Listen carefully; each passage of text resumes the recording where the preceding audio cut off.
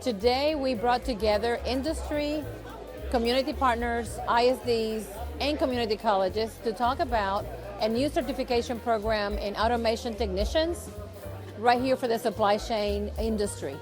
And so we brought MSSC, which is the Manufacturing Skills Standard Council, who actually validates the credentials, and then how our college is going to be launching that program through our Center of Excellence for Logistics.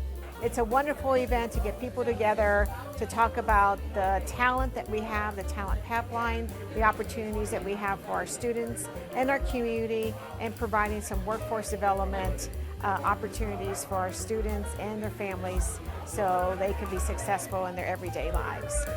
So there's a lot of really good paying jobs right now in Southeast Texas related to logistics and manufacturing. So this credential now that Houston Community College is offering is really going to provide a pathway to a really good paying job and career for our students. So we're very excited to be able to be one of the first community colleges in the state to be able to offer this certification.